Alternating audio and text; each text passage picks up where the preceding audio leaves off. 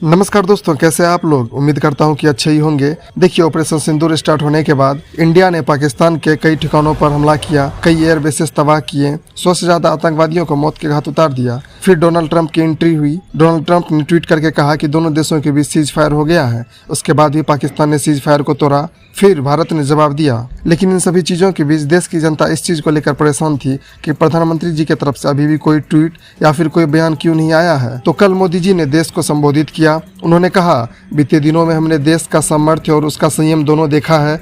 मैं सबसे पहले भारत की पराक्रमी सेनाओं, सशस्त्र बलों, हमारी खुफिया एजेंसियों और हमारे वैज्ञानिकों को हर भारतवासी की तरफ से सलाम करता हूँ। हमारे वीर सैनिकों ने ऑपरेशन सिंदूर के लक्ष्य की प्राप्ति के लिए असीम शौर्य का प्रदर्शन किया। मैं हमारे देश के हर माताओं को, देश के हर बहन को और देश के हर बेटी को यह वीरता, साहस, पराक्रम को आज समर्पित करता हूँ। 22 अप्रैल को पहलगाम में आतंकियों ने जो बर्बरता दिखाई थी, उसने देश और दुनिया को झकझोर दिया था। छुट्टियां मना रहे निर्दोष मासूम नागरिकों का धर्म पूछकर उसके परिवार के सामने, उसके बच्चे के सामने बेरहमी से मार डाला गया था।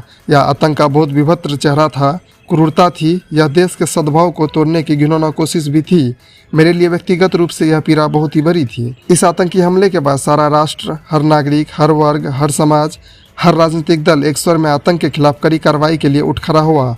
हमने आतंकवादियों को मिट्टी में मिलाने के लिए भारत की सेनाओं को पूरी छूट दे दी और आज हर आतंकी, आतंक का हर संगठन जान चुका है कि हमारी बहन और बेटियों के माथे के सिंदूर को हटाने का अंजाम क्या होता है। पीएम मोदी ने कहा, ऑपरेशन सिंदूर सिर्फ नाम नहीं है, यह देश के कोटि कोटि लोगों के भावनाओं का प्रतिबिंब है। ऑपरेशन सिंदूर न्याय की अखंड प्रतिज्ञा है। 6 मई की दूर रात, 7 मई की सुबह पूरी दुनिया ने इस प्रतिज्ञा को परिणाम में बदलते देखा है। भारत की सेनाओं ने पाकिस्तान के आतंक के ठिकानों पर, उनके ट्रेनिंग सेंटर्स पर सटीक प्रहार किया है। आतंकवादियों ने सपने में भी नहीं सोचा था कि भारत इतना बड़ा फैसला ले सकता है। लेकिन जब देश एकजुट होता है, नेशन फर्स्ट की भावना से भरा होता है, राष्ट्र सर्वोपरि होता है, तो फौलादी फैसले लिए जाते हैं, परिणाम लाकर दिखाए जाते हैं। जब पाकिस्तान में आतंक के अड्डों पर भारत की मिसाइल ने हमला किया, भारत के ड्रोन ने हमला बोला, तो आतंकी संगठनों की इमारतें ही नहीं बल्कि उनका हौसला भी थर्रा गया। बहावलपुर और मुरीदके जैसे आतंकी ठिकाने एक प्रकार के ग्लोबल टेररिज्म की यूनिवर्सिटी रहे हैं। दुनिया में कहीं पर भी जो बड़े आतंकी हमले हुए हैं,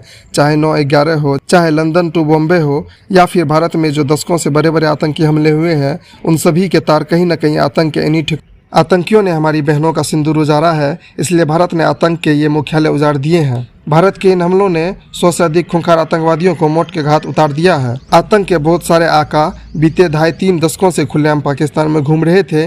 जो भारत के खिलाफ साजिशें करते थे, उन्हें भारत ने एक झटके में खत्म कर दिया। प्रधानमंत्री नरेंद्र मोदी ने कहा, भारत की इस कार्रवाई से पाकिस्तान घोर निराशा में घिर गया था, हताशा में घिर गया था, बौखला गया था और इसी बौखलाहट में उसने एक और दुस्साहस किया। आतंक पर भारत की कार्रवाई का साथ देने के बजाय पाकिस्तान ने भारत पर ही हमला करना शुरू कर दिया। पाकिस्तान ने हमारे स्कूलें, कॉलेजों, गुरुद्वारों, मंदिरों, सामान्य नागरिकों के घरों को निशाना बनाया।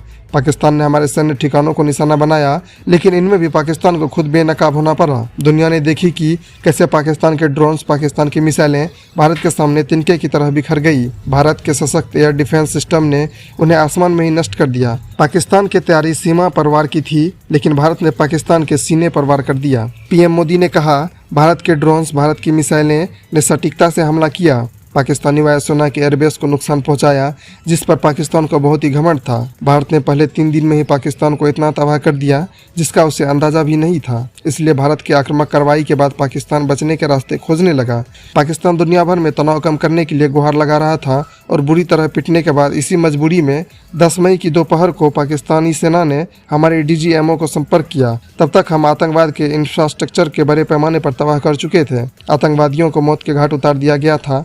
पाकिस्तान के सीने में बसाए गए आतंक के अड्डों को हमने खंडहर बना दिया था। इसलिए जब पाकिस्तान की तरफ से गुहार लगाई गई, पाकिस्तान की तरफ से जब कहा गया कि उसकी ओर से आगे से कोई आतंकवादी गतिविधि और सैन्य दुस्साहस नहीं दिखाया जाएगा, तो भारत ने उस पर भी विचार किया। मैं फिर दोहरा रहा हूं कि हमने पाकिस्तान के आतंकी और सैन्य ठिकानों पर अपनी जवाबी कार्रवाई को अभी सिर्फ स्थगित किया है। आने वाले दिनों में हम पाकिस्तान के हर कदम को इस कसौटी पर मापेंगे कि वह क्या रवैया अपनाता है। भारत की तीनों सेनाओं, वायुसेना, थल सेना और नौसेना, हमारे सीमा सुरक्षा बल, भारत के अर्धसैनिक बल लगातार अलर्ट पर हैं। सर्जिकल स्ट्राइक और एयर स्ट्राइक के बाद अब ऑपरेशन सिंदूर आतंक के खिलाफ भारत की नीति है। ऑपरेशन सिंदूर के आतंक के खिलाफ लड़ाई में एक नई लकीर खींच दी है। एक नया पैमाना, न्यू नॉर्मल तय कर दिया गया है। प्रधानमंत्री जी ने स्पष्ट संदेश दिया और कहा, हर प्रकार के आतंकवादी के खिलाफ हम सभी का एकजुटता रहना, हमारी एकता हमारी सबसे बड़ी शक्ति होगी। निश्चित तौर पर यह युग युद्ध का नहीं है, लेकिन यह युग आतंकवाद का भी नहीं है। आतंकवाद के खिलाफ जीरो टॉलरेंस बेहतर दुनिया की गारंटी है।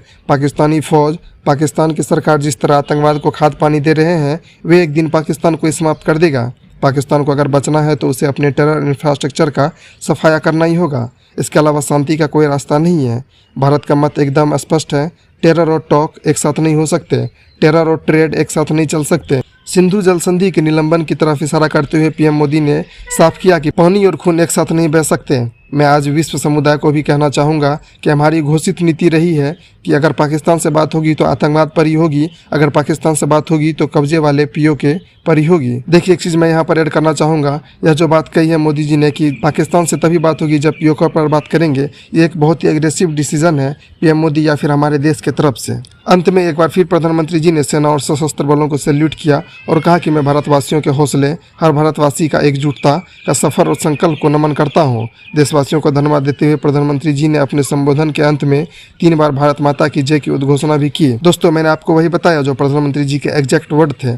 अगर आपको वीडियो पसंद आया हो तो लाइक करें और हाँ दोस्तों, चैनल को सब्सक्राइब जरूर कर दें, क्योंकि दुनिया में जो भी चल रहा है हर इंपॉर्टेंट टॉपिक्स को मैं यहाँ कवर करता हूँ। तो मिलते हैं आपसे अगले वीडियो में नए अपडेट के साथ, नए टॉपिक्स के साथ। तब तक के लिए जय हिंद, जय भारत।